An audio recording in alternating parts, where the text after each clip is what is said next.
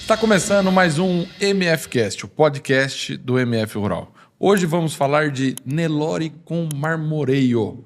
E para isso, temos aqui João Teles. Tudo bom, João? Tudo bem, obrigado pela oportunidade.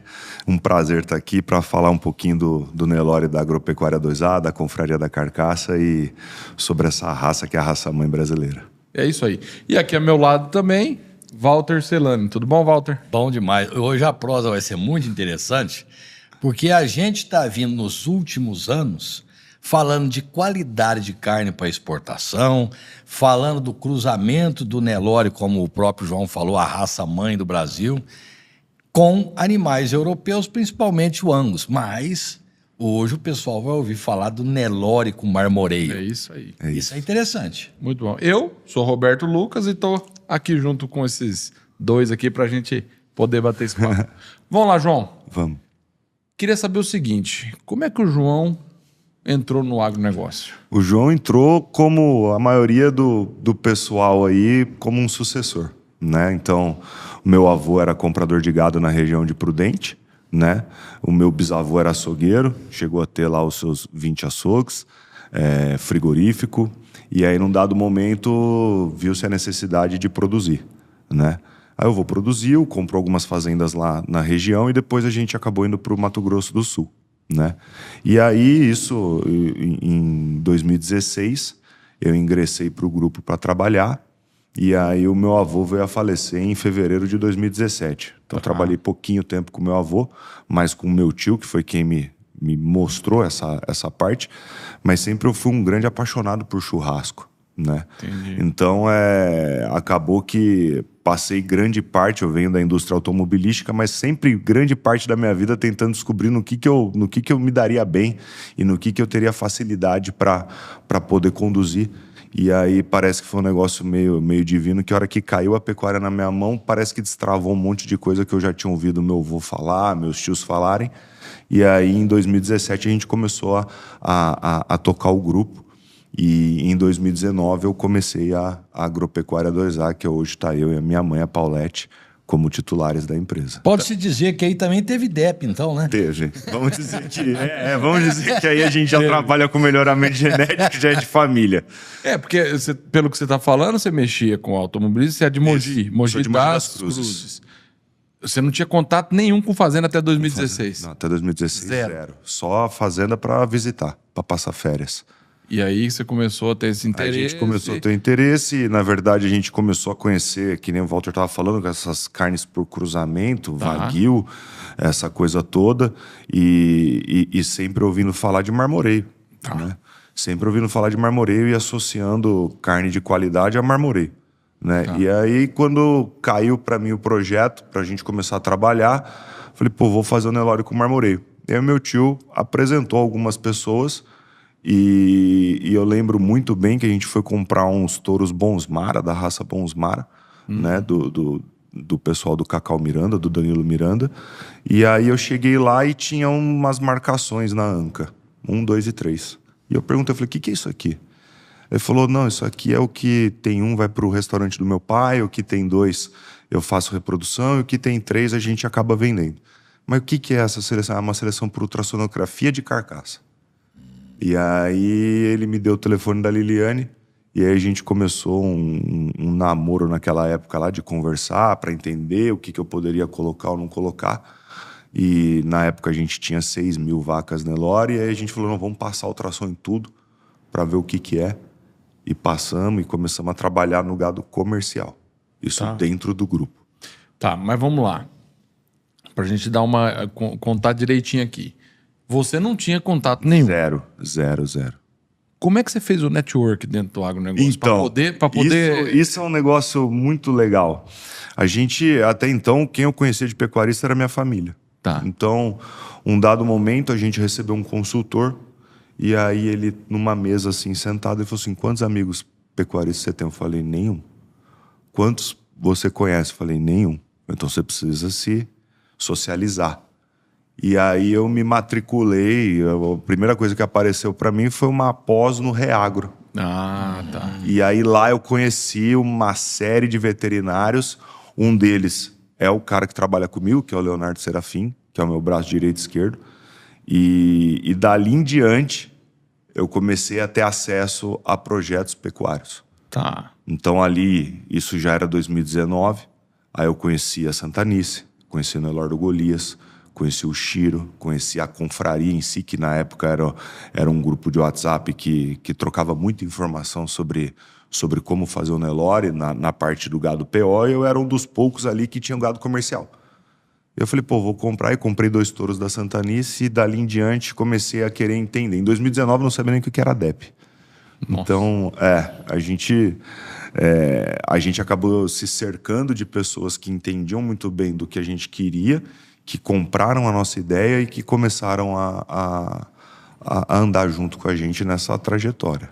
Então eu tô vendo uma coisa aqui que é até para quem quer começar, às vezes, fazer no Nelore igual você, é novo, 2019. É. Já tem hoje, que a gente vai falar aqui, um marmoreio fantástico nos seus animais. Então, assim, uma das lições para quem tá começando, vai fazer network. Vai fazer network. Vai falar com pessoas que entendam mais do que você no negócio. Exatamente. A gente fala muito, um lema muito que é custo-benefício. O quanto custa, o quanto me agrega. E isso é uma coisa que a gente leva como lema dentro da nossa empresa. Às vezes a gente, na pecuária, é muito assim, a compra é muito importante e é legal, e dentro de um negócio de gado comercial, de commodity, é isso, e tem que ser falado, né? Mas a gente precisa entender o que aquele animal está entregando para a gente. Às vezes um custo muito barato, a gente pode estar comprando um animal que também não vai te render. Ao ponto que, se você, às vezes, ter projetos que a gente fomenta de gado de qualidade, a gente começa a ter muito rendimento, e uma coisa que a gente vai falar muito aqui hoje sobre isso. Tá. E o que você dá, qual seria o peso de tudo que você fez para que você tenha o sucesso aí em 5 anos, você já tem esse Nelore? O que você acha que pesou mais lá no começo para você, para ter o sucesso? Eu acho que uma das coisas que a gente pode falar é o networking, que você comentou, uso de tecnologia, né? Então a gente hoje usa tecnologia de inseminação artificial, a gente usa transferência de embrião, e principalmente o networking leva a gente a estar sempre vamos falar assim, na cabeceira do gado. Então a gente tem muita doadora com muito pro que o projeto precisa, e isso pensar esses animais foi o que ajudou a gente hoje a chegar onde a gente está. Tá. Então, assim, a gente consegue ver um ganho, uma herdabilidade das características de carcaça, elas são de média para alta dentro de um rebanho. Então, quando você já começa com doadoras que têm essas características, você imprime demais nas gerações subsequentes. Ô, João, tem uma coisa que é curioso saber, porque pelo perfil que a gente vê seu, você já entrou no negócio da pecuária com uma visão empresarial. Sim. Isso aí devido ao fato de você era o empresário, a sua família tinha indústria, você trabalhou numa indústria grande, a Ford, né? Isso ajuda muito você a planejar melhor o seu negócio? Sim, na verdade é assim, né, Walter? A gente vem com a filosofia de melhoria contínua. Então, o que eu posso fazer hoje que é melhor que ontem, e amanhã eu tenho que fazer melhor? Então a gente sempre busca isso. O que eu vou fazer, o que eu não vou fazer, o que eu vou alterar, um processo aqui, um processo ali, gestão de pessoas, né? Dentro da indústria a gente tem muito gestão de pessoas, isso é uma coisa que é muito dependente. E no agro é assim também, né? E a fazenda, ela acaba se tornando uma grande empresa, né? É uma fonte de renda hoje da minha família, que é a principal, né? E se você não especializar, não agregar, não fazer as pessoas se sentirem bem, né? Ter os animais com o melhor potencial para você expressar e tudo isso, você acaba não conseguindo, né? A atividade pecuária dentro do Brasil, ela sempre foi uma atividade secundária. Sempre. Né? Grandes grupos sempre, eu tenho que investir, o imposto de renda está chegando no final do ano, eu preciso gastar aqui, preciso gastar ali para fechar a conta. E aí a gente acaba tendo uma atividade que é um caixa, né? Lá não, lá a gente está encarando como uma empresa. E o que eu posso fazer, o que eu não posso fazer. Processos, pessoas, os donos dos processos que cuidam do começo ao fim. Muito bom. Perfeito. Quando você falou que você passou ultrassonografia nas 6.000 cabeças que você tinha, isso. O que você observou? A gente observou que, na verdade, assim, sempre quando a gente vai passar, a gente é sempre tendencioso. Fala assim, o meu gado vai dar. Mas o que a gente observou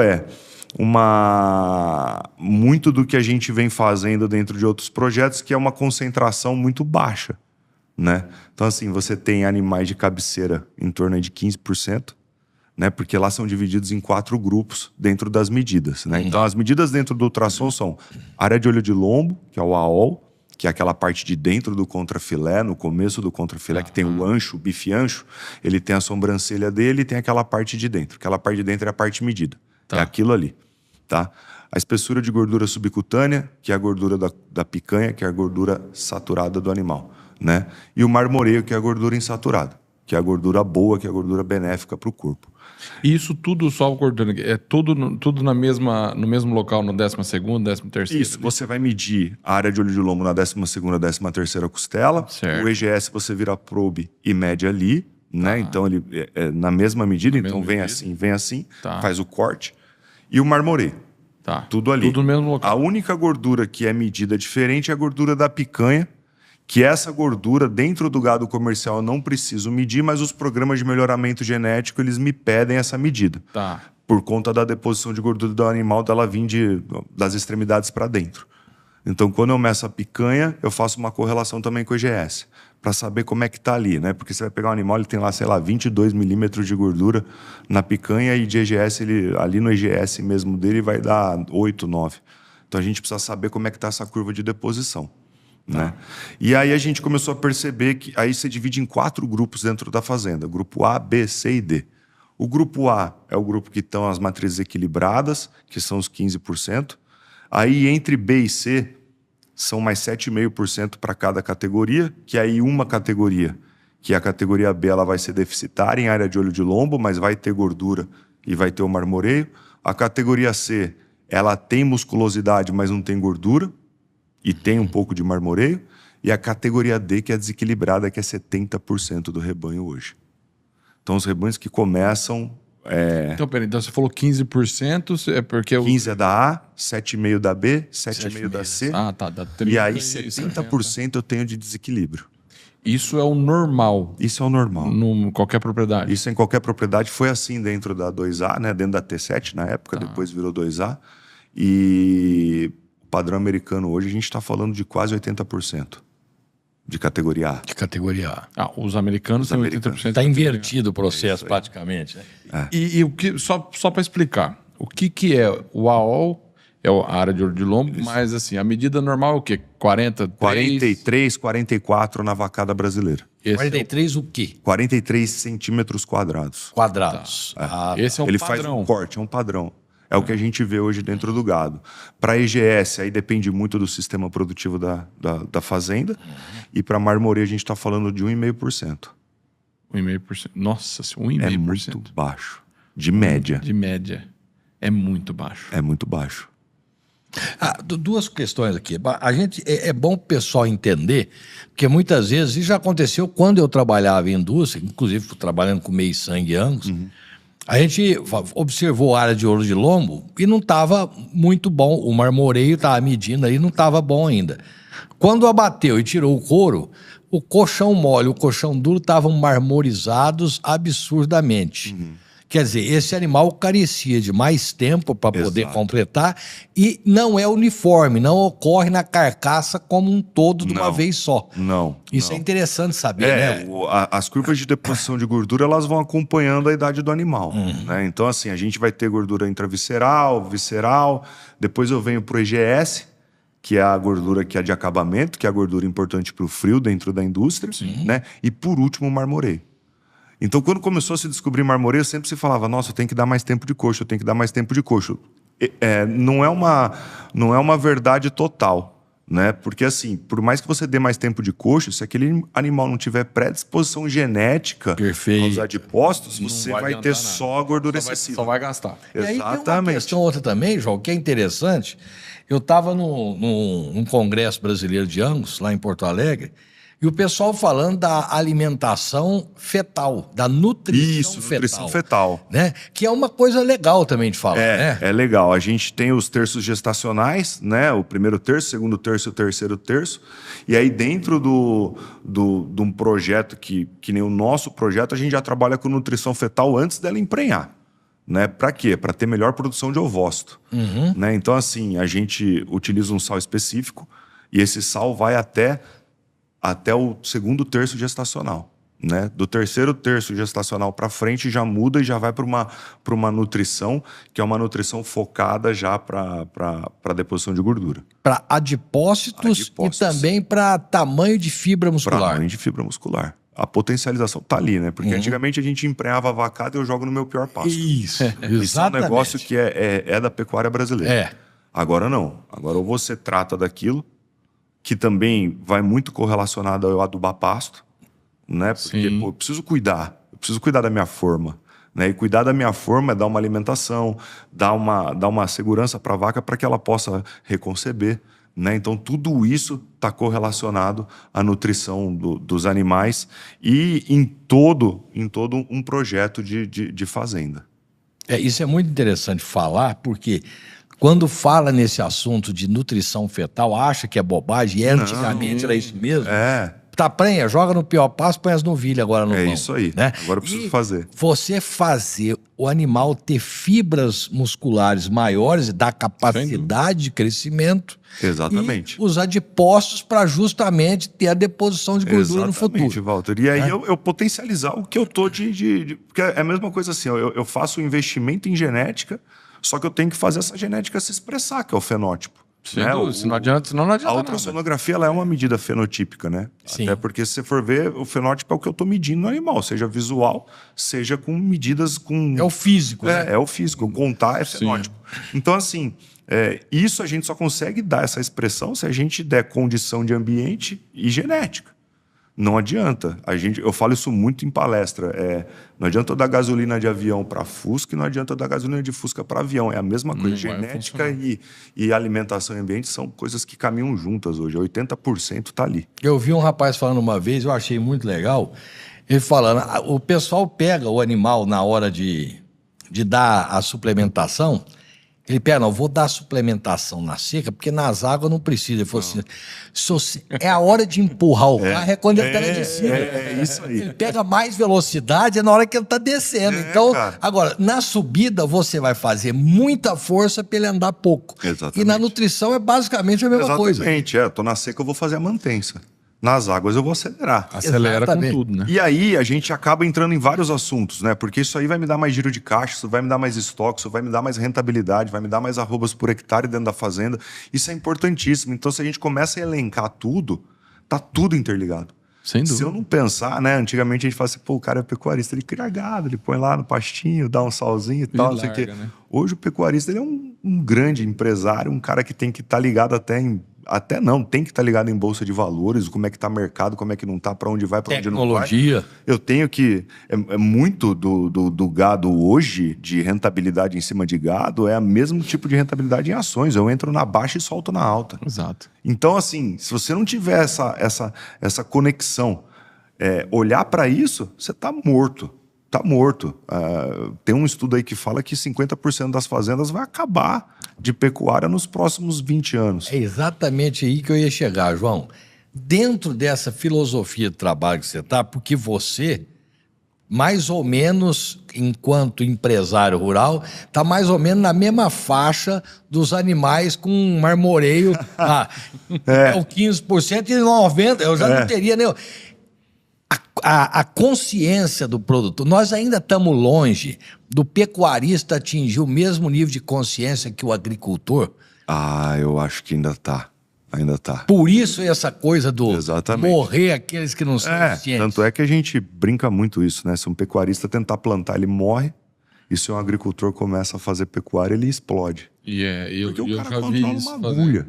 O cara controla 1 litro de diesel. O cara sabe o quanto... o Roberto veio aqui também e fala muito isso. Você pergunta para um cara quanto que é a produtividade de sacas, isso, daquilo, quanto ele gastou. Ele sabe até segunda casa da vírgula. O pecuarista não sabe. A gente é acostumado a fazer... E aí eu tenho um monte de muleta, né? Então, assim, a arroba não tá boa, então eu não consigo produzir. Eu falo muito isso. A gente tem uma mania de não fazer da porteira para dentro. Então, quanto eu vou ganhar para fazer? Mas, espera aí. Utiliza a tecnologia o quanto você vai economizar ou quanto você vai potencializar o teu negócio. E aí você começa a olhar para dentro disso e você começa a ver um rol de oportunidades violenta, que é onde a gente atua. Um exemplo prático disso daí que vocês estão falando, hoje, fazendas de pecuária, se eu não me engano, são 16% só que tem troncos e balanças na fazenda. Então, daí você já absurdo, vê né? o que acontece. Então tá bem daqueles 15%. Exatamente, é os 15% que controla. Porque hoje em dia você vai em produtor e fala, vou comprar no quilo, quero na perna e tal. Então, assim, é um negócio ainda muito usual.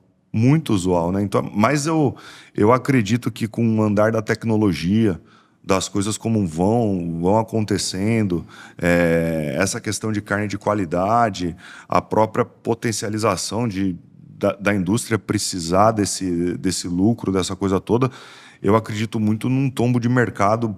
Não sei te quantificar quanto que isso vai acontecer, mas quem estiver se preparando para essa onda, a hora que vir, surfa. Né? Porque na pecuária a gente tem esse outro ditado, né? Os próximos 2 anos já é passado. Já é passado, porque você definiu. Já ensinei, já fiz e já foi. Você errou ali. Acabou. Vai para frente e potencializa. E esse daí é um negócio interessante, né? Porque por isso que você tem que estar sempre atento à tecnologia, porque e medição. Medição, medir. Porque se você não consegue medir... Dentro da indústria, a gente sempre fala, um processo que não é medido mais de 3 vezes, ele não é consistente. E dentro da 2A a gente faz assim, né? A gente ultrassonografia de carcaça na mãe, para saber o que eu vou colocar. No gado comercial já é assim, né? O gado comercial nosso não é bica corrida. Os 4 grupos e o que eu vou colocar em cada grupo. Então eu preciso manter a minha reposição... Porque é o tal do negócio, né? Surge um projeto de F1, todo mundo insemina a bica corrida de Angus. E aí o cara vai e compra a reposição dele de matrizes de um terceiro. Que vai ser um fundo. Exato. Vai ser um fundo. Não se preocupa com a reposição de matriz. Exatamente. Né? Isso é um negócio interessante, porque assim, você falou 15% do gado tem... nível A. Nível A. Né? Agora fala o número de nível A, que é? A OL de quê? A OL a gente está falando aí hoje de um gado comercial que é nível A de 68. 68. O EGS... O EGS vai variar, mas vamos falar aí, vai um 4. E... Marmoreio 1,5. Mas 1,5 é o que tá, mas não 1,5 é a média. Vamos falar que num gado A vai ser 2,8. 2,8, 3. 3. Bom, para você conseguir isso, replicar isso nos próximos, eu acho que a grande dificuldade está aí, porque... se eu tiver errado, você me corrige, mas me parece que o touro com marmoreio ele não expressa tanto quanto a fêmea. Exatamente. E aí fica mais difícil você conseguir fazer isso. Porque você pega um touro que vai, ele vai expressar em. Você pega insemina vai embora. Caminhão e vai embora. Já sabe o resultado. O grande problema é a gente focar no touro e esquecer das matrizes. Esse é o ponto que eu queria chegar. A carga genética vem de 50% de cada um. Mas os estudos que a gente vê, isso converso muito com a doutora Liliane, a expressão gênica, que é o RNA, ela é toda materna, nas características de carcaça. Olha como é que muda. Você vê como que... Entendeu como é que o negócio, se você foca nas suas fêmeas... Uma vez eu ouvi de um cara, e eu falei assim, porra, não queria dar o braço a torcer porque ele é chato, é o Antônio Emílio, que trabalha comigo. Eu falei assim, cara, foca em fazer uma vaca boa que você vai ver os touros que você vai fazer. Foca numa boa mãe que você vai ver o que vai sair de macho. E, cara, isso é um negócio que a gente tá vendo a rodo. Mas olha uma coisa interessante que você mesmo falou, Roberto. A diferença entre você selecionar o boi pela parte de fora e pela parte de dentro. Exato. O boi, aqui nós estamos falando de animal, né? Selecionar o animal pela parte... Uma coisa importante, a reposição de matrizes é básica dentro, porque o patrimônio seu não é o macho, é a fêmea. É a fêmea. A fêmea é meu caixa, eu brinco, é o caixa eletrônico. É um saque por ano. É onde você saca, né? Então, ela é seu patrimônio. Exato. O touro, o macho você vai matar ou vai vender como reprodutor, Exato. mas ele vai sumir da sua fazenda. Agora, eu fiquei curioso com uma coisa. Você falou que quando você fez a primeira medição do seu gado, 70% estava no nível comum, normal que é. Hoje, como é que está? Depois de 4 anos, depois de 5 anos? 50%. Quer dizer, é uma evolução considerável. Exatamente.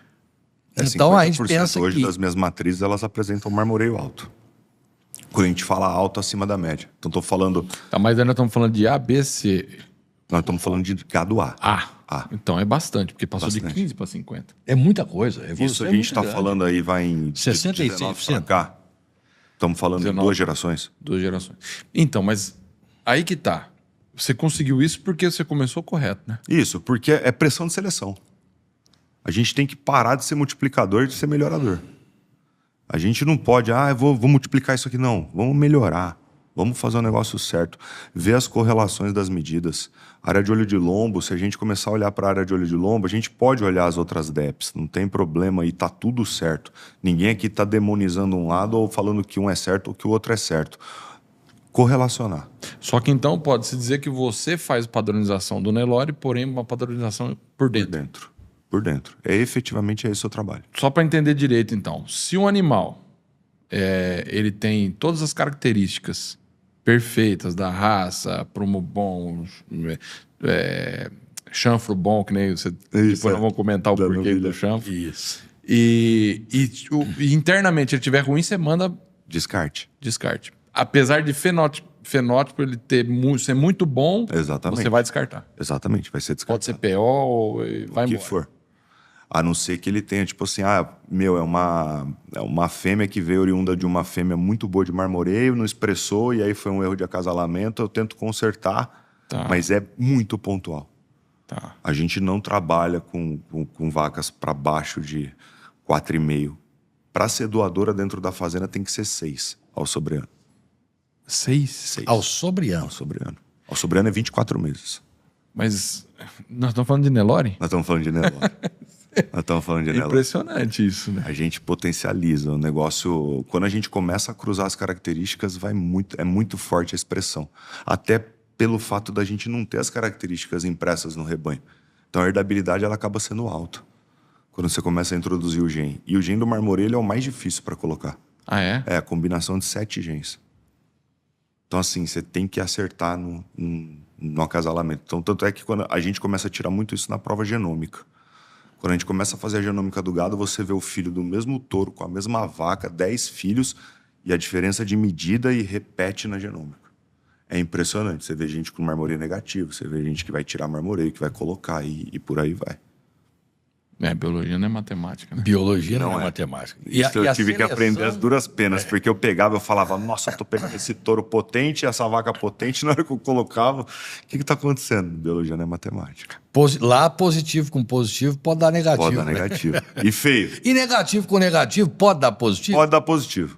Pode dar. Uma coisa interessante. É uma coisa interessante, porque como a gente tem... normalmente o negativo é o que não vai ter medida, né? O que não tem medido. Quando você começa a trabalhar, você começa a perceber que tem algumas linhagens que tem. Tava faltando incentivo, vamos dizer? Falta medir. E a gente vê muito isso.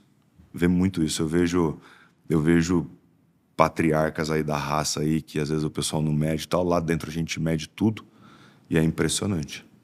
Ô João, então o primeiro passo que um produtor deveria dar, lógico, nós não vamos falar aqui das condições básicas de alimentação, de cerca, isso aí é básico, mas o primeiro passo que você recomendaria que um profissional da área tem que dar, um produtor rural, é pegar o gado dele, pegar uma profissional como a Liliana Suguizal, exatamente. Vamos passar ultrassom e vamos ver o que é esse gado. Vou trabalhar no gado comercial, passo ultrassom. Vou trabalhar no gado PO, passo ultrassom.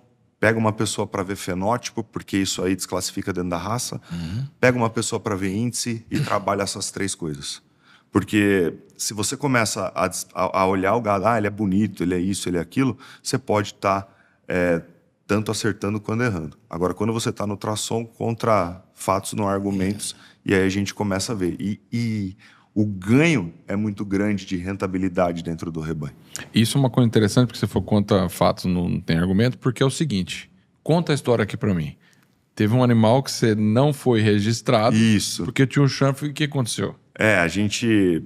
Eu comprei um monte de doadoras, né, quando eu comecei o projeto, e uma das doadoras, 10 de marmoreio, que era do Nelore do Golias, a gente cruzou com um touro que é o Backup, né, que é um touro que era um touro que a gente é muito usado com linhagem materna dentro dos criatórios, e aí a gente apostou. E aí a gente usou semi-insexado. Então, a vaca produziu, a vaca ela é muito boa de conversão de embrião, e aí nasceu 4 filhas.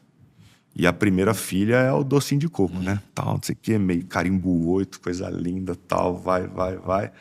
E tá tudo certo. Vamos fazer. Agora vamos fazer as precocinhas. Meu, vai explodir.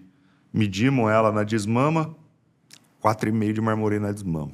Falei, meu, estourei no norte. Pô, 220 quilos, com 4,5 de marmoreio, sem EGS nenhum, sabe? Então, assim, tinha muita potência para ir a gordura, né? E aí, tô viajando, o Leozinho me liga, fala, ó, João, tem uma notícia não muito boa. A vaca não foi registrada no novilha. Eu falei, mas por quê, cara? Porque ela tem um chanfro torto. Eu falei, não é possível, cara. Não é possível. Aparta junto com outro lote e nós vamos abater esse animal. Ah, põe no gado comercial. Eu falei, não, a gente vai abater, vamos fazer uma experiência e vamos levar para o nosso leilão como degustação. Vai ser uma novilha degustação e vamos ver o que vai acontecer. E aí começamos a medir ela. Ia a DGT lá, continuamos com o mesmo processo do gado PO, só que ela no confinamento, ela na recria, ela onde ela estava. E foi. Chegou a novilha para bater, né? A novilha chegou a bater 5,8 pré-confinamento. Nossa Senhora. Pré-confinamento. A novilha foi abatida com os seus 511 quilos, com 21 arrobas. 21,6, 62 de rendimento do lote. 62%. Um marmoreio absurdo, né? A gente tem as fotos no Insta, no meu e no da 2A. E assim, Barcelos estava lá no leilão, a gente levou ela pro leilão, e aí é um negócio que é maluco, né? Quando eu fui buscar no frigorífico, o cara falou, você mandou o animal certo? Eu falei, mas por quê? O que aconteceu? Ele falou, cara, nunca desossei um animal com tanto marmoreio. Isso aqui é um Wagyu branco. Eu falei, não é um Wagyu branco, é um Nelore com alto marmoreio. Vamos lá, vamos falar de Nelore, vamos começar. Também tem, né? Vamos dar nome aos bois, Aí, pegou, levamos a carne, abrimos a carne, olhamos e falamos, o que é isso? Um absurdo de marmoreio. Levamos pro leilão. O Giovanni da DGT, que é o técnico da Liane, foi dar uma palestra. Falou, cara, tá um absurdo. O Chiro tava lá também com a gente, ficamos doido na novilha. Uma área de olho de lombo impressionante, com um marmoreio depositado de um jeito que é o que a gente tinha começado a falar no início do programa de você dar o tempo certo, né? Ela ficou 90 dias confinada, né? 30 dias adaptando, mais 90 confinada, dentro de uma dieta normal. Tanto é que no dia do leilão, todo mundo perguntando se a gente tinha dado alguma coisa diferente, o que tinha acontecido. Não, nutrição normal, mas se fizemos a expressão genética acontecer. E aí, uma carne absurdamente saborosa, que é um negócio que o zebu tem. É um sabor que ele traz rústico, que é um negócio que a gente não entende ainda. Pode ser... A gente teve a questão dela ter recriado a pasta, então eu vou ter a calpaína, né, calpastatina, e aí isso ajuda demais. Mas assim, o zebu ele tem uma potência de sabor que a gente não vê nas outras raças. E aí assim... Como diz o Barça, tem um terroir, né? Tem um terroir. aí a gente teve uma novilha que consumiu as pastagens do MS, puxando um pouquinho de sardinha, pantaneira, e foi degustada e eu até brinquei lá, porque a gente acha que é o maior marmoreio da raça encontrado dentro de um abate. Porque foi um absurdo. E as irmãs? As irmãs, 2 foram vendidas no leilão, que a gente resolveu disponibilizar, e a gente reteve mais 3. E como é que elas estão, essas 3? As 3 prenhas. E foram bem também no nível de marmoreio? Também. Não tanto quanto aquela? Não, mesma situação. Na mesma situação. Na verdade, o que aconteceu é que, na medida de pré-confinamento, a gente acabou continuando recriando para ser feito todo o processo. Claro. E ela foi para o confinamento, mas a mesma coisa. Bom, isso aí mostra 2 coisas interessantes aí. Uma, o processo de seleção é doloroso, porque você tem um animal que você está vendo o potencial dele ali, ela ia ser uma baita de uma matriz, mas tinha um defeito. Que era o chanfro torto. Eu deveria continuar com o chanfro torto e falar assim, dane-se, o chanfro torto não é um problema, né?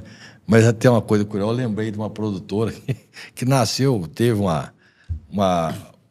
usou um touro que tinha esse defeito Aham. e saiu uns bezerros com o chanfro torto. E ela perguntou pro técnico, não dá para usar um touro que o chanfro é torto pro outro lado para ver se arruma? Não. Canhoto e um destro, né? Vamos botar ele no meio. Mas aí vê, será que valeria a pena eu segurar esse desvio de chanfro? Ele é desclassificante para registro, porém, para o gado comum, Comercialmente, ele não vai dar problema nenhum. Comercial, Então, não, até porque você vende a Quando eu vou É pro um gado dilema, comercial né? dentro da 2A, o meu lema muda, né? Porque eu falo, carne, cabeça não dá carne. Muda. É lá que a gente faz as experiências, que a gente fala, ó, coloca fulano com Beltrano, vê o que dá, o que acontece, o que não acontece.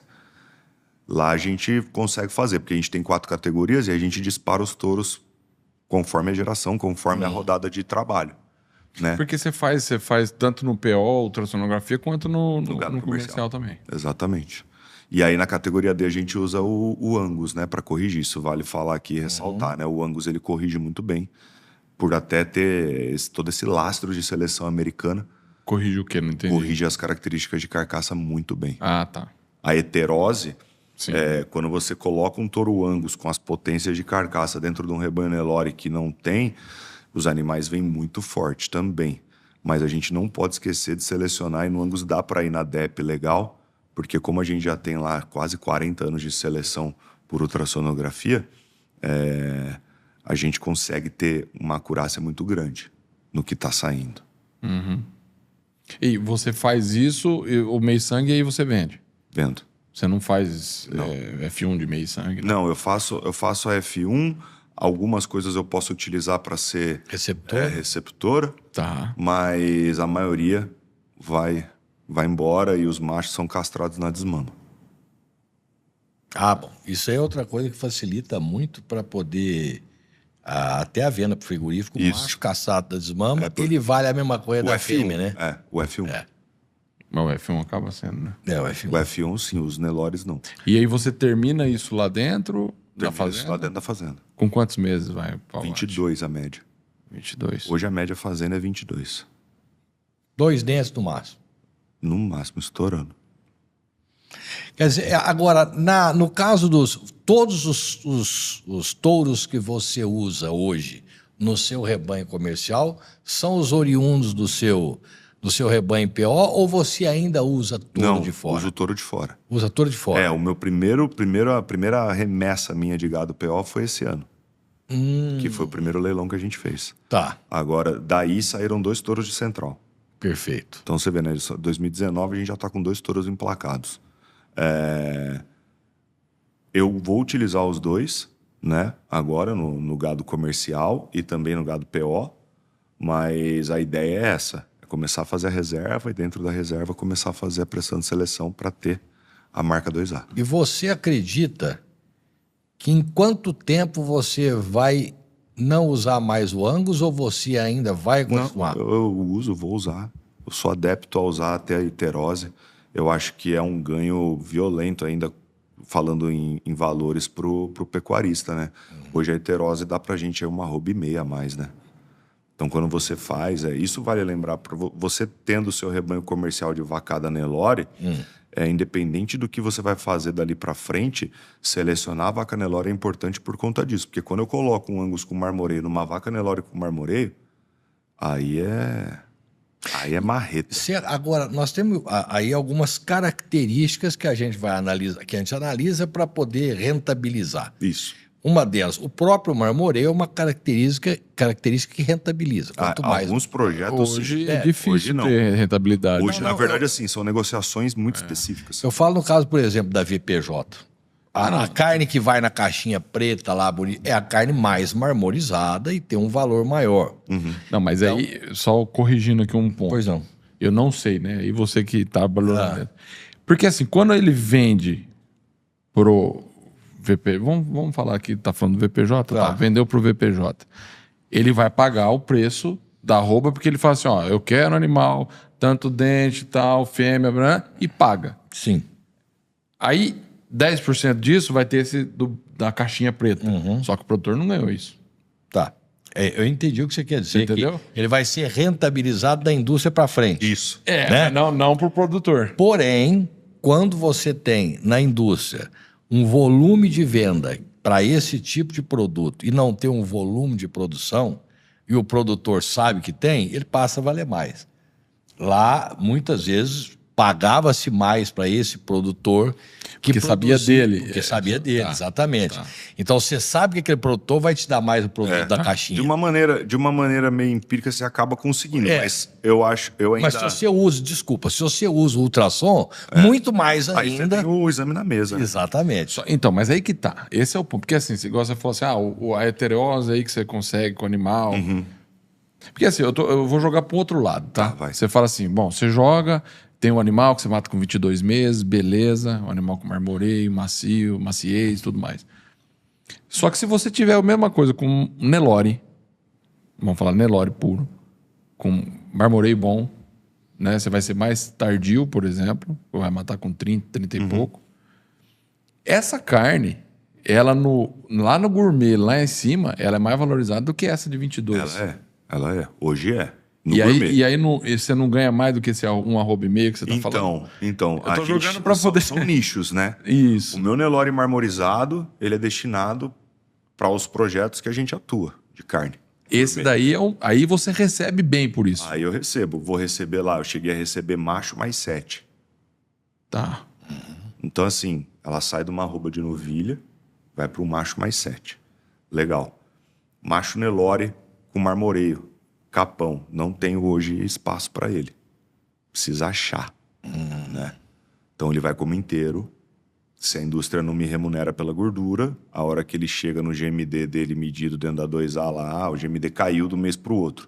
Tá, ele começou a depositar gordura, mata. Então ele chegou no potencial musculosidade dele. Explica aí, GMD. GMD ganho médio diário.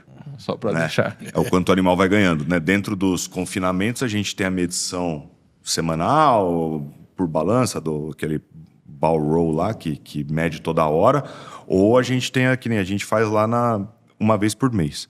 Quando tem a variação da medida, então ele está indo lá, ganhando seu 1,8 kg, 2 kg dia, vem fazendo essa média. Quando ele cai para 1,4, significa que ele começou a depositar gordura. Tá. E aí, esse é o ponto ótimo de abate de um macho inteiro. Por quê? Porque aí com isso eu consigo não ser penalizado dentro da indústria com relação ao acabamento, né? Porque a indústria não remunera gordura hoje, ela te penaliza por não ter. Mas não remunera mais se você tem uniforme. É impressionante. Entendeu? Então é figurinho. É o que eu falo, é a situação que é que nem camisa na boca de vaca. Se você puxa, rasga, se você sorte, ela engole. Exatamente. Então você não sabe, deixa mais gordura ou não. Porque se você deixa mais gordura, a tendência também é que pode até melhorar a qualidade. Exatamente, você vai ter depósitos. Mas aí você não deixa porque te custa mais. Custa mais, é mais caro, né, fazer. Né, eu tenho mesmos custos diários de diária de confinamento com GMD quase 22%, 30% menor. Quando que o GMD começa a cair? Ele começa a cair no momento exato que começa a ter a conversão da gordura... Não, mas em média de idade. Eu acho que não é questão de idade, é questão de tempo de confinamento. Tá? Então eu vou dando alimentação, vai chegar uma hora que ele vai potencializar e aí vai começar a ter a deposição de gordura. Tá? Isso é próximo dos 90 dias? É bem próximo. Próximo dos 90 dias. Bem próximo. E aí é igual a gente, né? A gente tem a mantença. Enquanto eu estou comendo a minha fonte de dieta, de fibras, de proteína, eu estou fazendo musculosidade. A hora que eu começo a vir com uma gordura, eu começo a depositar gordura. Ainda bem que ninguém mata a gente. Porque o meu GMD começou a cair. E aí a gente tem isso. Nas fêmeas já muda o jogo, né? Então, fêmea Nelore hoje ela é um ouro branco com marmoreio. Né? Então, que são essas que a gente negocia. As fêmeas que não têm marmoreio, que apresentam ainda dentro do rebanho, a gente separa e cai para a mesma linha do macho. Porque eu não tenho nenhum projeto hoje que me remunera uma fêmea Nelore diferente. A fêmea Nelore você consegue ter o lugar dela aí que te remunera. Só que ao mesmo tempo você tem que sempre guardar ela, porque ela é o que vai te dar os futuros ali. Exatamente, você fica entre a cruz e a espada, né? Porque é o começo do negócio. Eu preciso potencializar minha marca de carne para as pessoas entenderem que o Nelore com marmoreio existe, ele é palpável. ao ponto de que eu preciso multiplicar. Você também esse que por isso Aí que é um você pouco pode mais... ir para as tecnologias, né? Até propriamente dentro de um gado comercial, dá para a gente ir para transferência de embrião. Hoje a gente estava fechando as prenheses dentro da 2A, custa R$420. Uma prenhez de transferência de embrião. Então, vale a pena. Eu, João, olho para esse número de uma maneira muito, muito, muito positiva, né? Ao ponto que hoje vamos falar, uma arroba de vaca paga uma IATF. Então a gente está falando de 50% de controle em cima de um acasalamento, que é o touro. A vaca eu não conheço. Ou eu conheço ela por ultrassom, tá legal. Então eu tenho um conhecimento básico nela. Mas é 50% touro. A partir do momento que eu pego aquelas asas, imagina só um projeto, você vai começar um projeto dentro da tua fazenda, eu tenho 100 vacas. Você vai tirar 15 vacas e vai aspirar. E aí você coloca todo mundo em sincronização. E aí eu vou lá e jogo todos os embriões ali dentro. As 15 são a mãe da manada. Sim.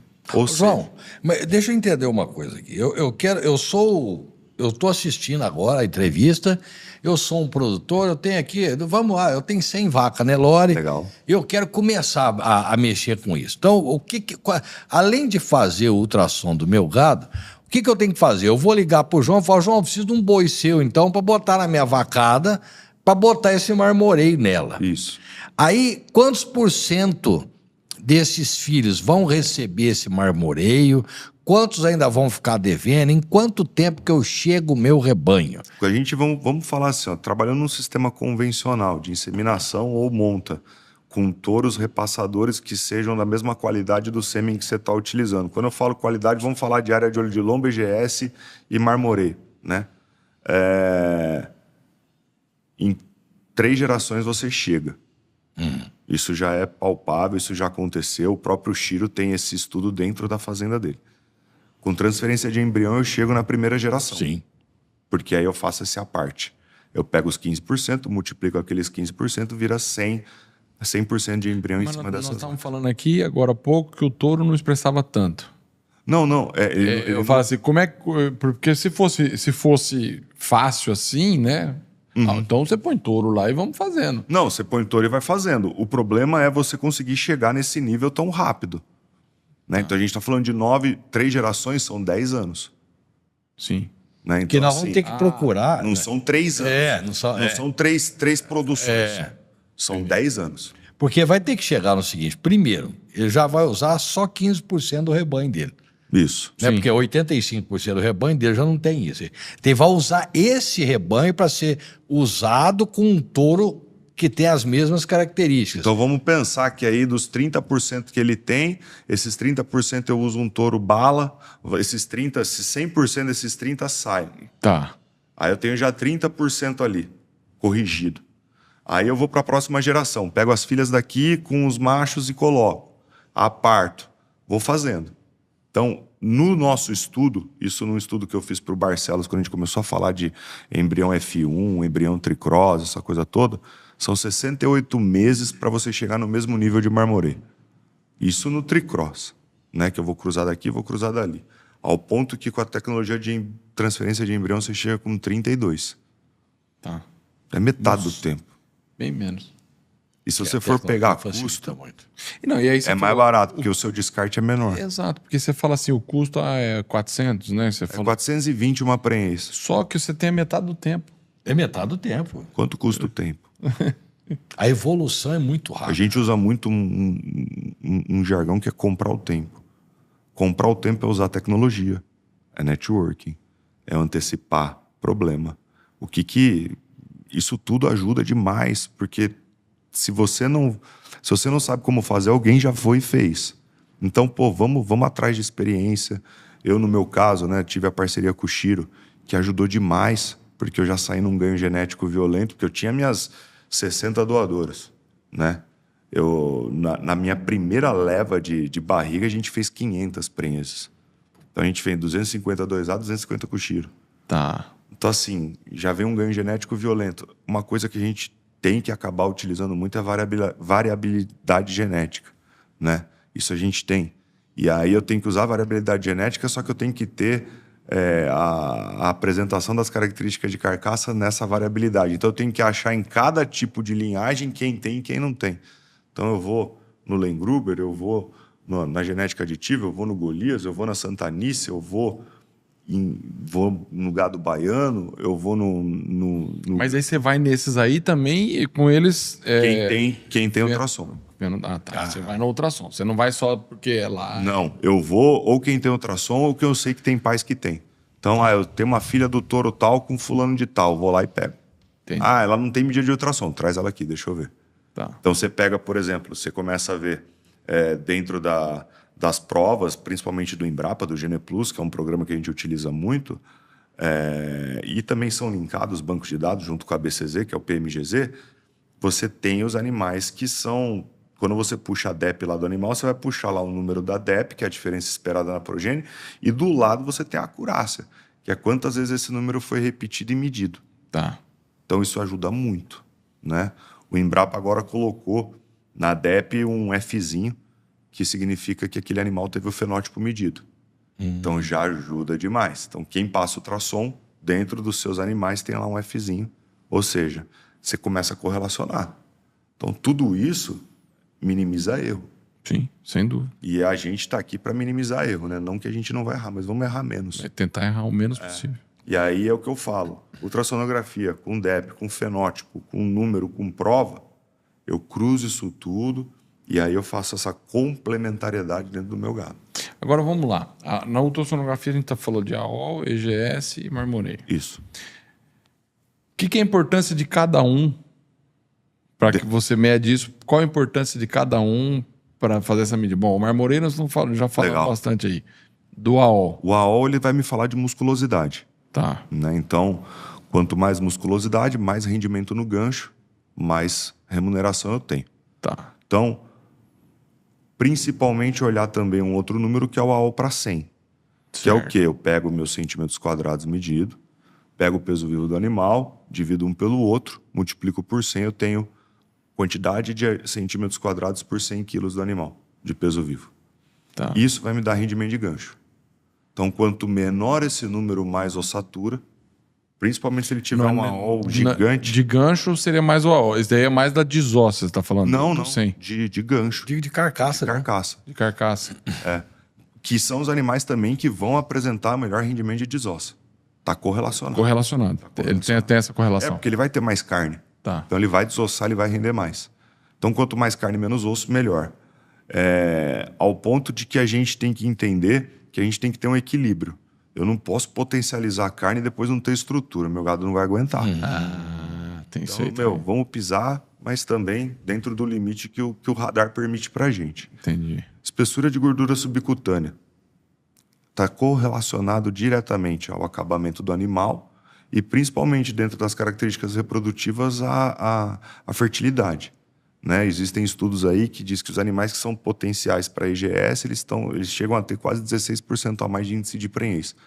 Eles têm acho que é por causa da produção da leptina. Acredito que sim. Que aí ele até volta o cio mais rápido, Exatamente. tem mais precocidade. Exatamente. E tudo mais. Né? E a gente vê essa correlação. E o marmoreio, que é o último que a gente estava falando, e também assim, o IGS ele me ajuda muito dentro da cadeia do frio, dentro da indústria. Então isso é importante falar. Ajuda porque eu vou desossar um animal, principalmente o animal premium, ele fica 48 horas de maturação sanitária.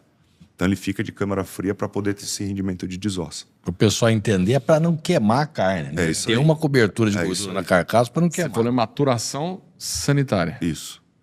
Aí depois que fez isso, tem a maturação... Tem o dry age, né? Que é aquele que a gente faz dentro das lojas aí, que é a grande sensação do momento, onde eu começo a apurar o potencial que aquele animal tem pra gente. Então, quanto mais volume de carne, melhor para a indústria. Tá, vamos tentar jogar um pouquinho lá para a ponta, de quem está consumindo. Qual que é a diferença básica aí do dry age, do tipo de maturação, essa dry age, da outra maturação? A maturação sanitária ela é exigida pela indústria. Então, pelo menos 24 horas a carcaça ela tem que ficar ali para ter a sangria, para ter todo o esgotamento de sangue do animal. Né? Quando a gente fala de dry age, são processos utilizados pós né? Na indústria a gente não tem dry age, não tem nenhuma homologação pela Anvisa, mas a gente consegue dentro das lojas fazer o dry age, que é o quê? A maturação a seco. Eu tenho um ambiente controlado com umidade e ar, né? Ventilação e temperaturas controlados, e aí eu vou desidratando essa carne. Tá. Então eu vou tendo uma quebra de enzimas dentro dela, e aí eu vou conseguindo fazer a apuração de sabor. Então essa carne ela passa a partir do 30º dia, é onde você começa a ter essa potência de sabor dentro da carne, que é essa quebra de enzimas que tem. E aí algumas linhagens de Nelore eu não consigo fazer ainda por conta da calpaína, né? Que tem uma proteína lá dentro do Nelore que não permite ainda, ele fica borrachudo. Mas aí já existem linhagens que a gente consegue fazer. Então essa daí que você está falando de fazer o dry age no animal, que você está falando que melhora o sabor, correto? Isso, sabor e maciez. Sabor e maciez. Você pega um animal, esse que nós falamos lá atrás, de 22 meses e tal, você consegue botar mais sabor nele? Consigo. E a suculência, como é que fica? Então, aí é um negócio que a gente vai ficar entre uma e outra, né? A suculência, ela está diretamente relacionada a marmoreio, né? Palatabilidade, essa coisa toda. Então, assim, saber o que vai colocar também, né? Não adianta eu colocar, a gente brinca de goiabão, aquele bife que não tem um marmoreio lá para desidratar, que você vai... Ferrou. Fazer uma raquete de tênis, né? É o tal do negócio. Eu produzi uma carne boa, eu produzi um negócio desse pro cara fazer, sei lá, bem passado ou isso, aquilo, e não conseguir... Nada contra o bem passado, mas não conseguir extrair o máximo de sabor daquilo... Toda a cadeia. Perde o sentido. Toda a cadeia vai. Ao ponto também que se eu der um choque no animal e não cuidar de bem-estar lá na fazenda, eu também vou ferrar o churrasco do cara aqui. Então tá tudo interligado. Até a ponta final, até a grelha. E que você acha que quais são os pilares aí pra gente ter uma produção com qualidade, efetividade, lucratividade e tudo mais na pecuária? Quando a gente fala de qualidade de carne, a gente... costumou-se falar muito só de marmoreio, e não é. Né? A gente fala de yield grade e quality grade. Quality grade, qualidade, marmoreio. Yield, tamanho, né? pela tradução. Então eu vou ter lá o AOL. Isso hoje é o que é a bola da vez. É o ter AOL com marmoreio. Pô, João, e o EGS? O EGS você coloca como boia. Né? Seleção americana hoje ela é negativa para EGS, para você ter uma ideia. Então, quando eu vou selecionar um touro Angus para colocar na minha vacada Angus americana, eu pego os que são negativos. Por quê? Porque como o gado é desmamado e vai direto para o confinamento, a gordura vai aparecer. A gordura, ela, não adianta eu achar que o animal nunca vai depositar, ele vai depositar a partir do Isso momento depende que... Depende da DEP, só que você vai ter o animal prepotente para aquilo e o animal que não é. Então, o animal que não é prepotente para gordura, eu posso dar comida para ele a rodo, que ele vai expressar o EGS, mas não de uma maneira que esse animal vai ter. Por isso que a gente vai ter carcaça excessiva e carcaça não excessiva. Por isso então que você escolhe o negativo, o EGS. Eu não, eu continuo escolhendo o EGS, mas o americano sim. Ele escolhe... Ele escolhe o negativo, porque é uma potência, né? É o tal do 2.0, lembra? Eu vou acelerar. É aquele problema na costela do Angus, principalmente, que chega num ponto que você tem só gordura. Você não tem o que fazer. Você não tem carne. Vira burger, né? Aí esse é o grande problema. O americano é um grande apreciador de burger, né? Mas é um grande problema. Agora, eu tenho uma dúvida que ainda ficou comigo, que é a seguinte. Bom, se nós temos hoje a capacidade de ter um zebuíno, que é o Nelore, que é a maior raça do Brasil, não tem como desbancar isso. Isso aí já é fava contada, não vai ser outra raça que vai substituir, não tem. Tem alguns casos pontuais de algumas regiões que tem raças que vão muito bem e tá ali, não tem problema. Tá tudo certo. Tá tudo certo. Mas, a partir do momento que eu chego, nós vamos falar de cota Hilton, vamos falar de qualidade de carne, vamos falar de marmoreio, que é o que valoriza mais e tal. Eu não vou chegar num ponto, embora eu tenha esse rebanho todo, de não precisar do animal europeu, e sim só o Nelore ser realmente a carne marmorizada e que vai... Sim. Chega uma hora que aí eu vou poder trabalhar só com o Nelore. Exatamente. Essa é a ideia. Eu acho que a hora que chegar a esse ponto, nós dominamos o mundo todo. Exatamente. Aí acabou. Porque aí você acabou. pega um animal adaptado ao trópico, que expressa esse marmoreio, né? Que expressa essa gordura, que tem essa área de olho de lombo, que é uma potência, se alimenta o mundo. Não, porque não é nem só questão de alimentar o mundo. Porque se alimenta o mundo, beleza. Mas a qualidade dessa qualidade, carne... Tanto é que a carne brasileira o não sai, sabor né? é diferente, né? A carne brasileira não sai, né? Exato. O que é exportado é carne enlatada, né? Então, mas o grande detalhe está no sabor, eu acho que é a diferença do Nelore Não, que a gente fala. é impressionante. Então, quando você joga isso para os caras sentirem isso de diferença, fala, peraí, pô, É impressionante. peguei um negócio diferente aqui. É aí que o Brasil vai mandar. A gente tem casos de Nelore que chegam na nossa boutique em São Paulo e é vendido antes de chegar. Nelore com marmoreio, quando chega, quando a gente anuncia que tem, é impressionante. Você sabe que eu nunca comi uma... Eu nunca comi essa carne. Tão qual entra um Wagyu, tão qual entra um Angus, o Nelore é... Eu queria poder experimentar essa carne. Essa carne, eu também eu fazer um nunca churrasco disso aí para ver. Vamos marcar. Vamos Não, fazer. eu queria, porque eu nunca experimentei, porque tem a carne de Nelore já, mas eu falo assim... Claro, não, claro, essa claro. com marmoreio... É uma coisa impressionante. A gente viu as fotos, né? Que a coisa são maravilhosas. Se der, a gente até coloca para ver, mas são maravilhosas. O que me deixa mais curioso nesse quesito, eu e o Roberto tivemos no churrasco um tempo atrás aí, a carne feita no ponto correto, era carne europeia, tinha no gado, só que você não percebia o cisalhamento. Ah, tá. Quer dizer, aquela força que você faz para romper a fibra na hora que você está mastigando, ele já castigava um pouco. Mas o sabor era bom. O sabor era ótimo. O sabor O sabor era ótimo. Cheiro, sabor perfeito, mas você sentia mais resistência na hora de morder. Quando você mordeu um zebuíno. Aí eu quero ver como é que é o zebu marmorizado, e nesse ponto que você está falando, para a gente sentir isso também, como é, a que ponto vai isso, né?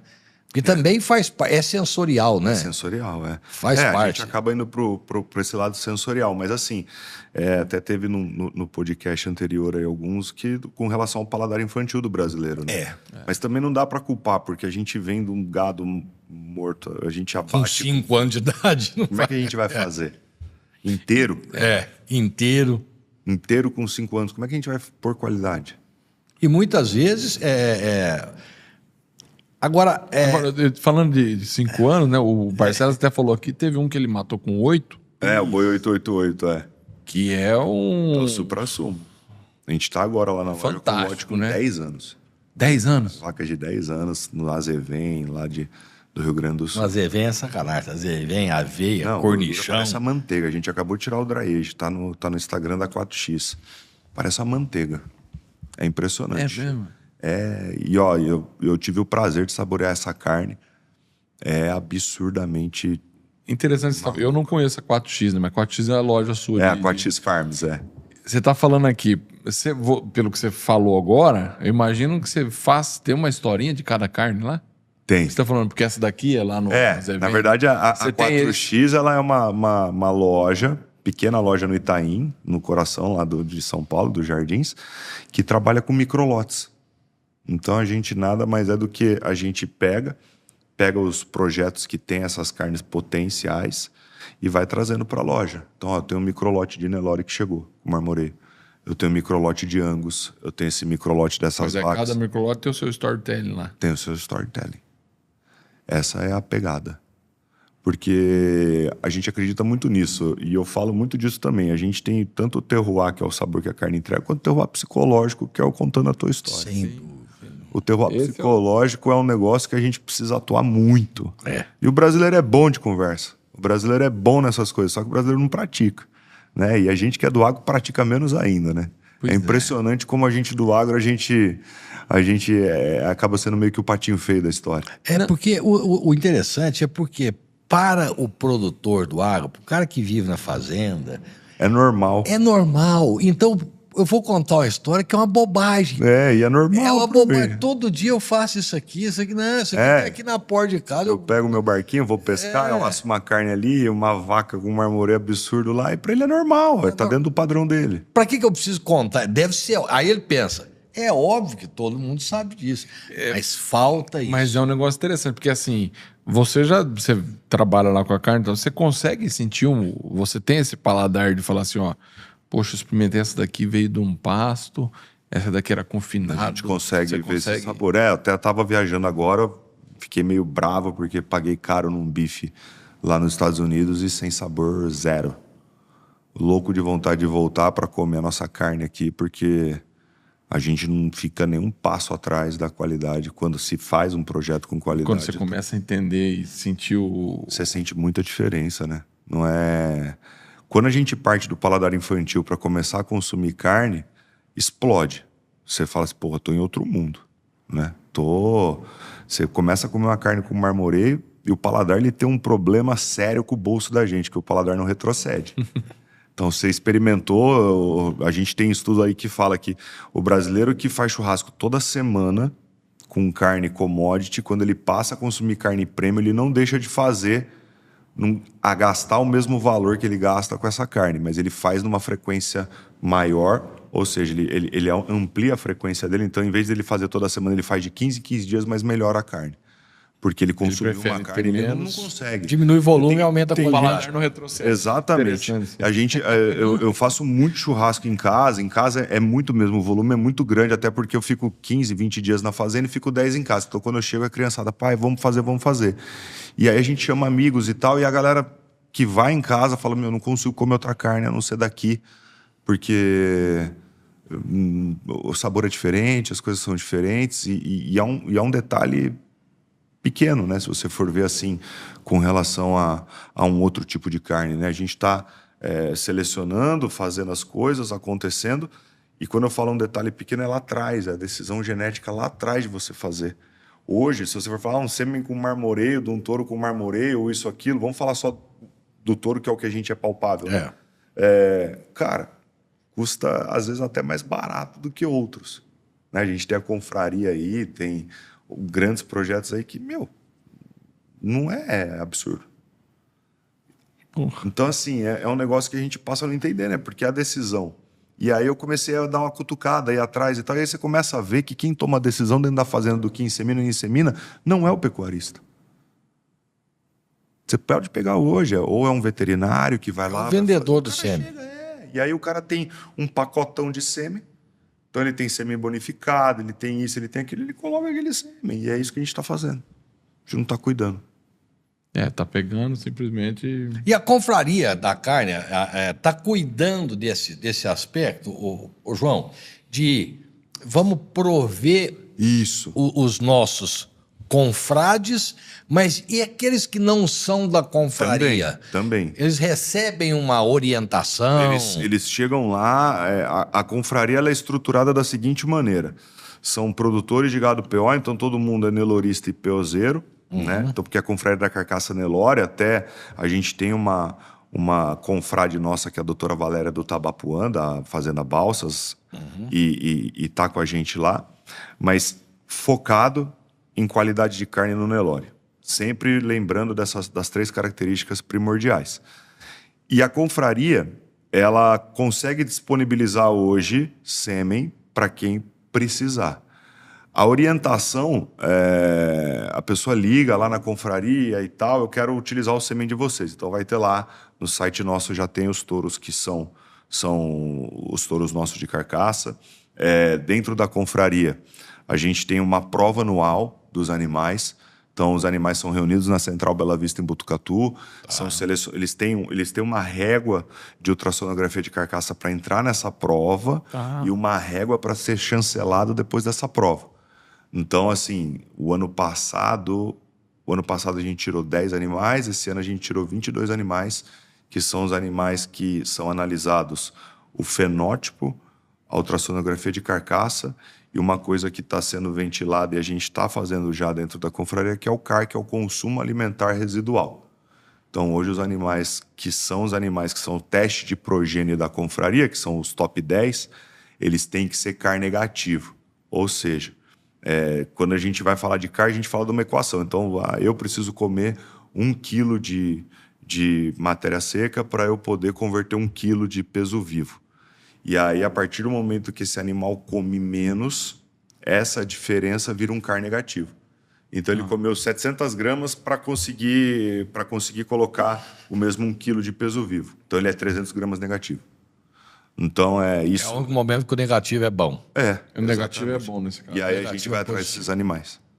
Os animais são CAR negativo, porque é um animal que come menos. O Nelore ele já tem essa característica com relação ao taurino, né? O zebuíno ele come menos para converter o mesmo quilo.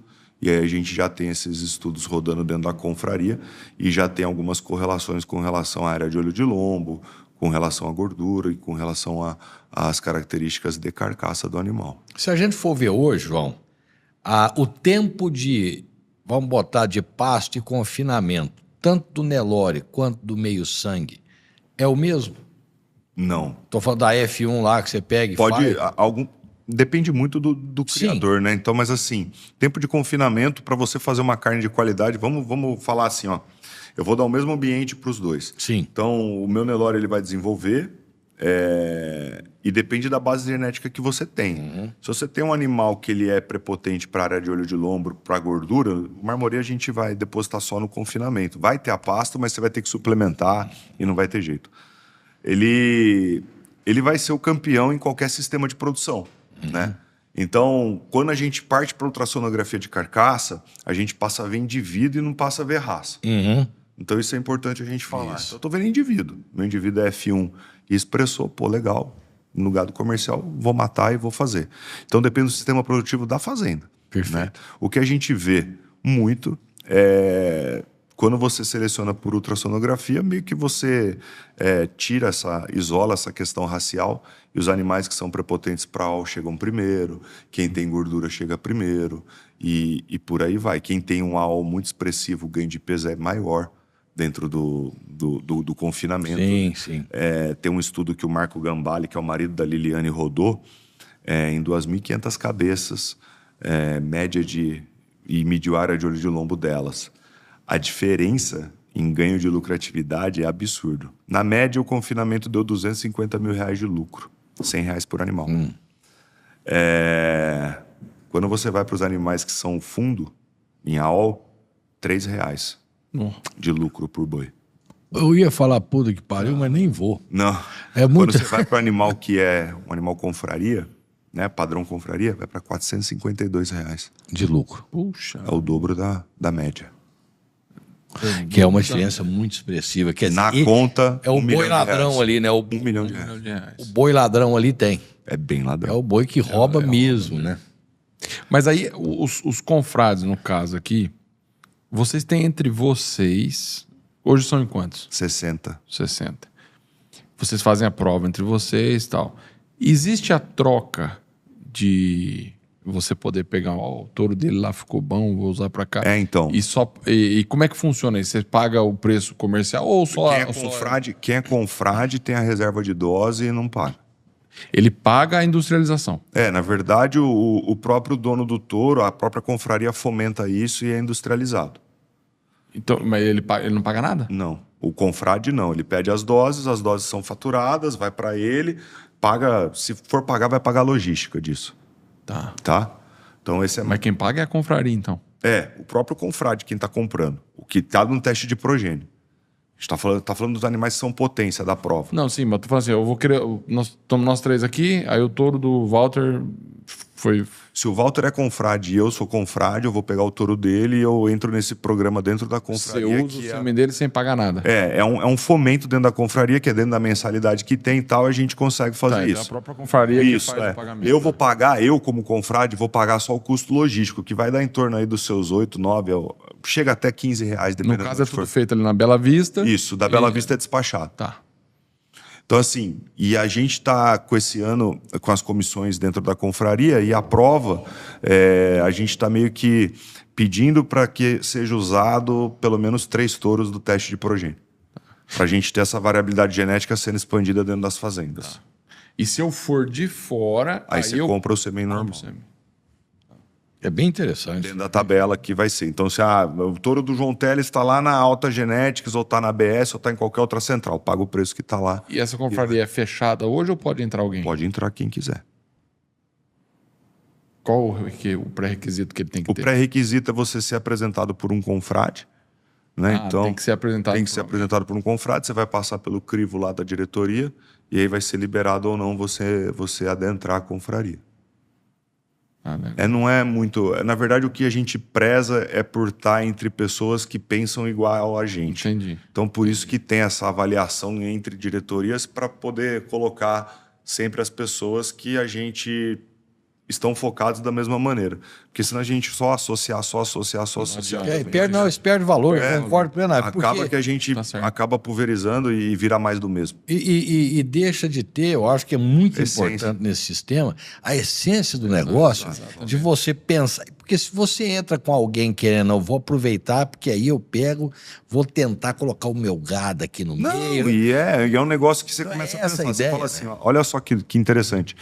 Eu sou um cara lá que eu não olho nada de ultrassonografia de carcaça.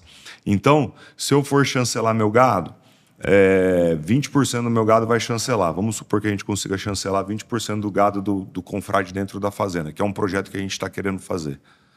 Se o cara não tiver as características impressas, ou se não tiver uma régua de corte, você vai poder estar chancelando animal muito abaixo, porque vai ficar dentro do intra-rebanho do cara.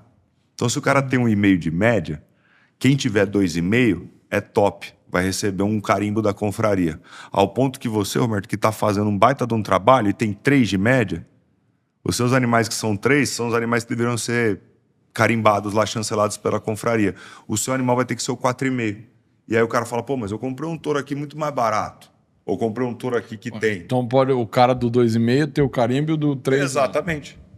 Entendeu? Esse que é o grande... Isso por causa do intra-rebanho. Por causa do intra-rebanho. E aí a gente está modelando isso dentro da confraria, né? Hoje são os animais dentro da prova que estabelecem os critérios de padrão da prova, junto com ultrassonografia de carcaça, junto com carco, um monte de coisa. Esses animais recebem uma chancela, vem com um carimbo na paleta. E isso tem um custo mensal também? A prova? Não, a confraria. Você tem a confraria, você paga uma joia por ano, você paga uma joia de associação e você paga mensalidade ou anual, o prêmio lá da... Eu estou perguntando porque quem quiser ver como é que faz, né? Pra poder... Confraria da carne. Na verdade, não é para poder, né? Ele tem que ser convidado. Ele vai lá, ele se predispõe, aí se alguém conhecer, esse nome foi proposto, ou esse nome veio via site...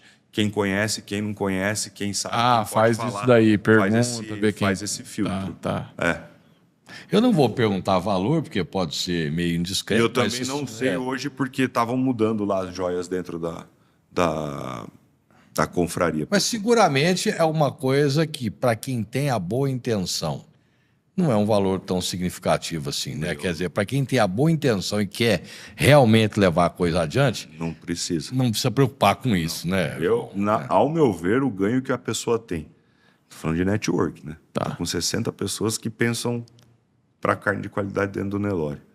Você tem a sua tecnologia ali. Você tem pessoas com cases de trabalho de fazendas que cada um em cada lado do Brasil. Quer coisa melhor que isso?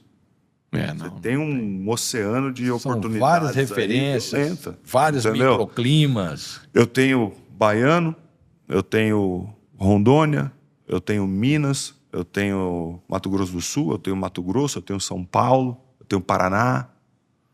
Acho que só não tem do Sul direto, mas Paraná ali tem o Beca, né? Tem o Tonico da Santanice. Tá. Então, assim, é absurdo o volume que se tem dentro da confraria.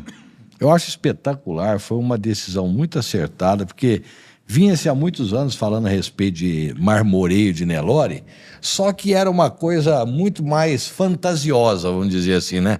Exato. Isso é Saci Pererê, né? Não. Não acredito. Falando que tem nada, isso não é nada. Não. Então, enquanto não se organiza, e agora, o que precisa mais... É que a gente estava falando aqui atrás, o produtor rural sempre é pato, né? Ele bota o ovo, mas ninguém sabe onde é que tá, porque não canta. Tem que ser mais galinha, né? Tem que chegar e cantar e sair... E falar. Eu acho que é o que está precisando muito. Lógico. Não, mas não tem o suficiente para atender o mercado. Não importa. O que importa é que tem e que isso pode crescer, né? A gente tem etapas dentro do lançamento de produto, né? A primeira coisa é falar, eu tô prototipando, vamos dizer assim. Então eu estou colocando aqui um animal que é palpável de chegar, né? O que me impede de fazer isso? Multiplicar. Então o que me impede de achar? Tem que achar quem são os animais e fazer. Eu não conhecia o da confraria. Eu fiquei conhecendo, sabe, através de quem? Do William. O William. O William. Ele, quando eu vou trabalhar tal, aí eu falei, nossa, mas o que é isso, William? Aí eu fui entender o que era. Cara. Pra você ver, a gente tá no meio. Tá no meio. Não, mas pouca gente conhece. Né? E existe um baita de um trabalho. Aí depois vem conhecer o Chiro. Aí você vai vendo... Hoje a prova da confraria é chancelada pela BCZ. Então, assim, você já vê a proximidade da BCZ já tá aproximando, então. Já tá, né? Já é chancelado. O presidente da BCZ é confrade, que é o Gabriel. Eu acho que é importante ressaltar aqui uma coisa muito importante. Que a gente vem, eu trabalhei no meio do Nelore, a gente sabe como é que é. Existe uma disputa muito grande no Nelore. A vaidade. Quando a gente fala da vaidade, a gente está falando do animal de pista. Primeiro que eu acho que fizeram um erro danado no Nelore. Isso aqui é linhagem de pista, isso aqui é linhagem de campo. Não pode existir isso. É tudo um bicho só. Mas como foi feito... Hoje briga-se muito por conta da caracterização racial, do tipo de animal registrado. Eu concordo com muitas coisas. Às vezes, animais registrados que não poderiam estar, o permissível é muito permissível, e por aí vai. Mas existe uma diferença muito grande quando profissionais da área, como vocês, decidem que nós precisamos dar uma função comercial importante para o Nelore. É isso. E é isso que eu acho legal. Vocês estão buscando qualidade, não estão deixando o padrão de lado, mas estão preocupados com aquilo que dá dinheiro para o produtor. Exatamente. Porque o PO, muitas das vezes...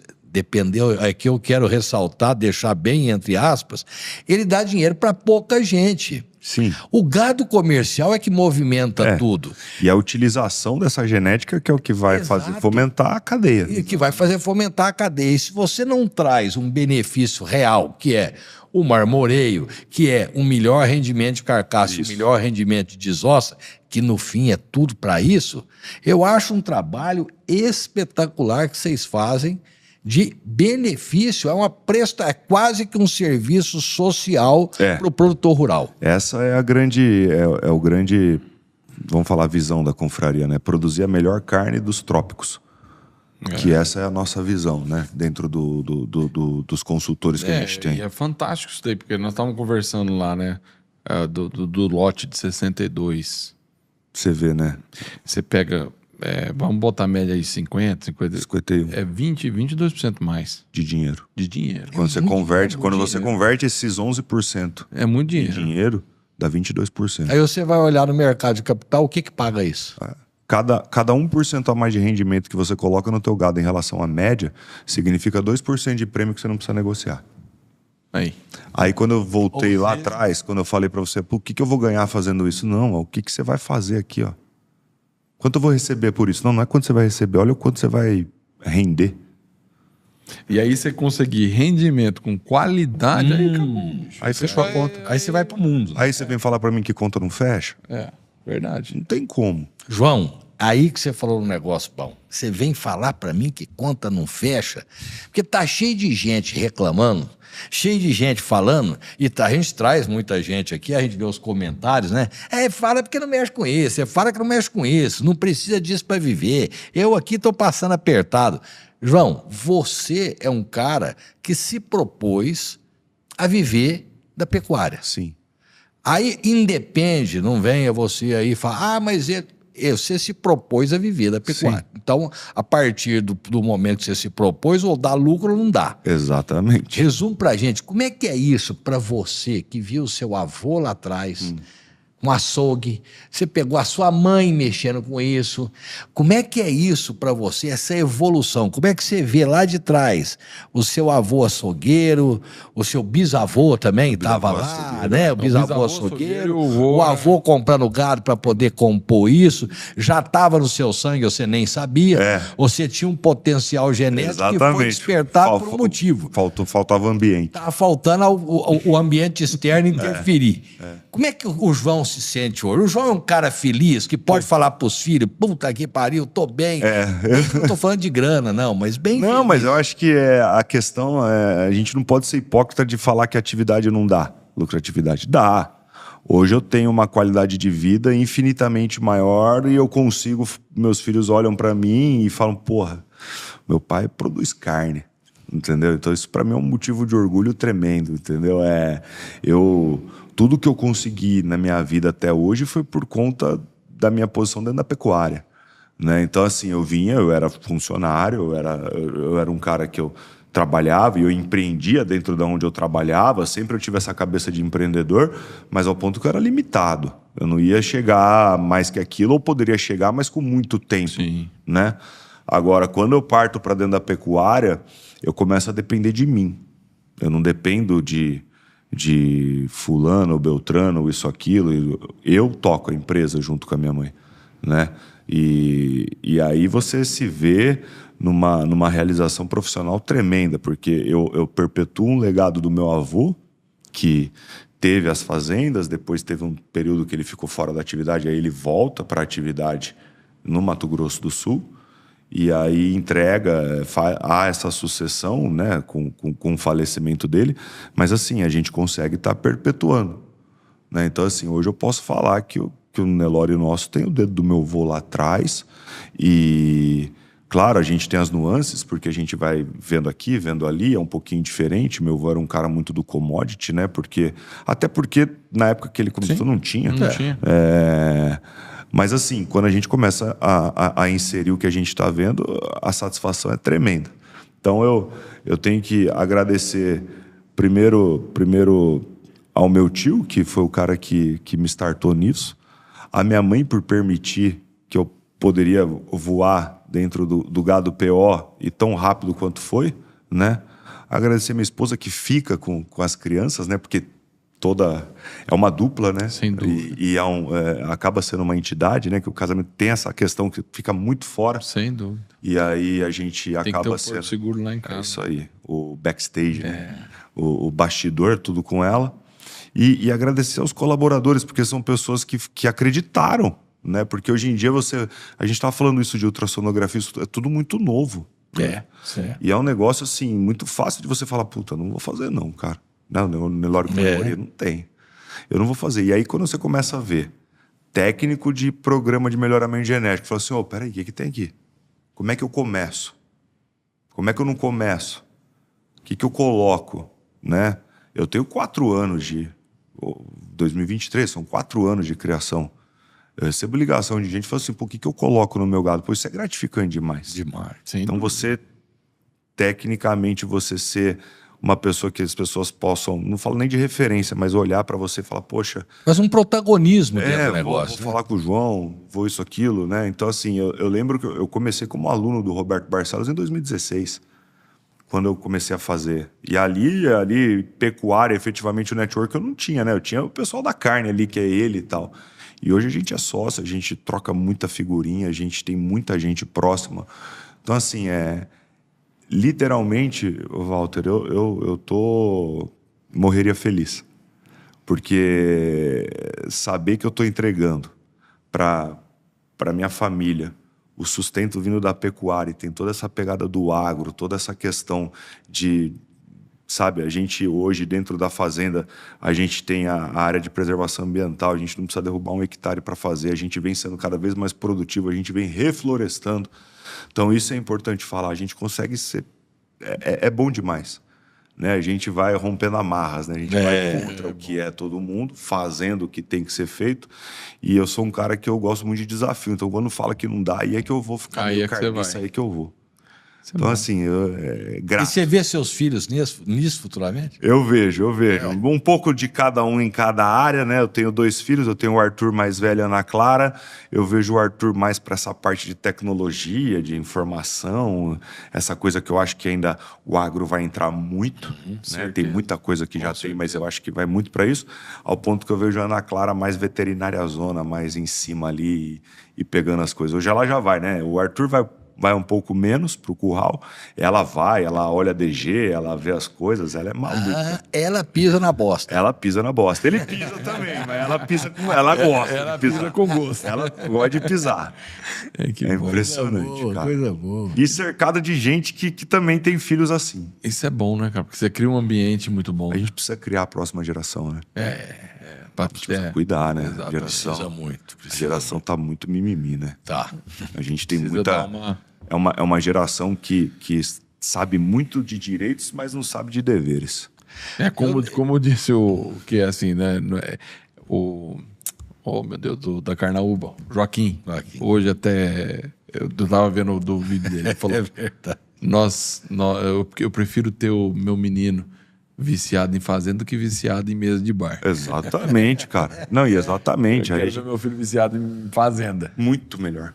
Muito, que vicie em cavalo, que vicie nas coisas, mas que fique no ambiente. E o seja ambiente é muito ambiente bom. é muito É um bom. ambiente O ambiente é saudável. saudável. Você pega um ambiente que nem o ambiente da confraria, a gente às vezes se reúne que nem eu não levo porque é muito longe às vezes de casa, mas você vê, é muito filho, muito sucessor ali, muita gente conversando. Então você pega pessoas de mais idade, aí tem as pessoas de média idade, tem as pessoas mais jovens, tem os filhos, então tudo isso vai se interligando e vai um conversando porque um depende do outro. Exatamente. É uma passada de bastão. Então se eu pegar do vô, jogar pro bisneto, não vai dar nada.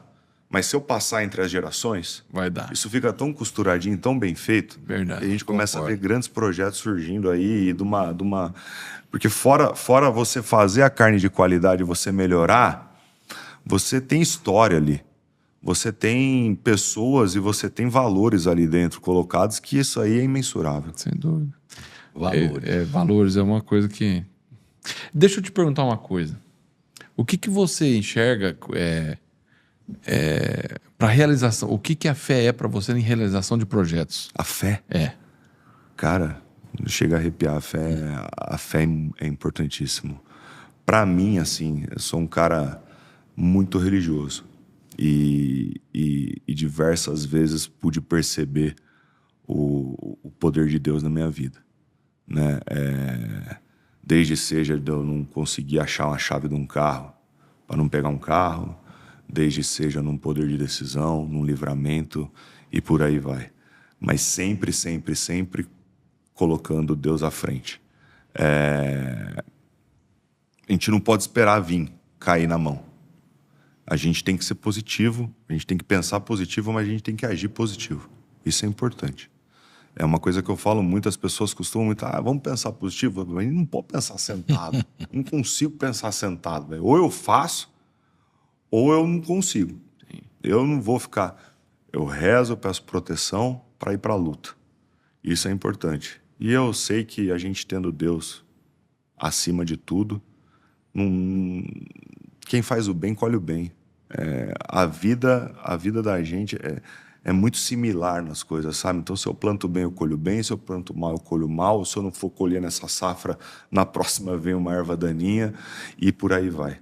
Mas assim... No fim, tudo dá certo. eu tenho uma frase que eu gosto muito, que é assim, ó, tudo dá certo no fim. Se não deu certo é porque não chegou no fim ainda. É isso. Isso é o que você crê. É isso que eu creio. É isso que eu creio. Muito bom. E o que você enxerga pro agronegócio? 50 anos, 100 anos? Cara, eu enxergo assim, falando de carne, Pecuária. eu enxergo um Brasil com um nível de carne fora do comum, né? Eu enxergo uma dominância de mercado violenta para o Brasil. Eu acho que vai chegar um dado momento que o brasileiro vai entender que isso aqui é uma potência. Vai chegar um dado momento que o jeitinho brasileiro vai parar de existir. Vai chegar um dado momento que a gente ou faz, porque a gente vê muitas multinacionais vindo para cá com relação do agro, falando multinacionais vindo para cá e cuidando de grãos e cuidando de sistemas de base, né? Então isso tudo tem que ser um grande alerta, mas isso tudo só acontece se a gente depender das próximas gerações. Se a gente não criar as nossas próximas gerações, a gente está fadado ao fracasso. Ou fadado não ao fracasso, mas porque a gente só vai saber se é fracasso ou não se chegar no fim. Sim. Como não vai ter fim, a gente sempre vai querer estar precisando dar um passo a mais. A gente sempre vai estar precisando de uma política de mais de 20, 22, 25, 24 anos de política para poder melhorar. Sempre vai ser isso.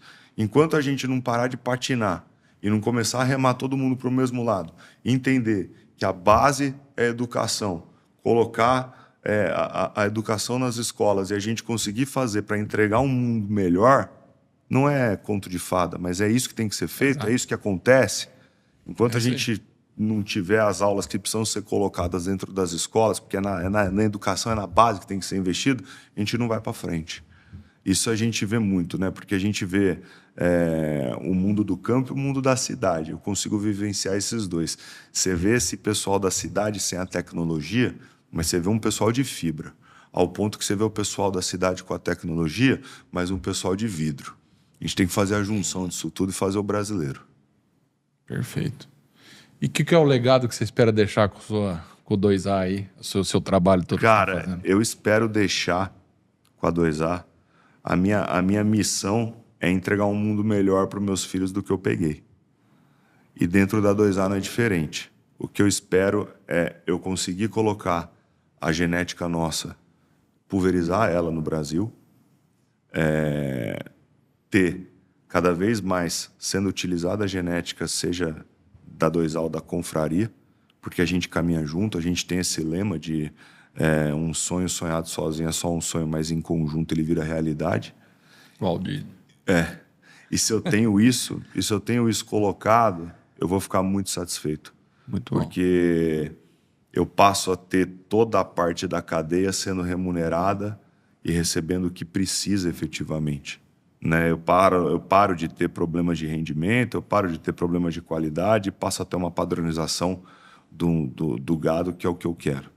Hoje o João ele é focado nisso, focado em ter a cadeia toda na mão, que é a gente hoje produz desde a genética até o prato, e isso é o grande legado, fazer uma carne com qualidade, fazer uma carne com história e fazer uma carne, acima de tudo, que chegue acessível ao brasileiro. Muito bom.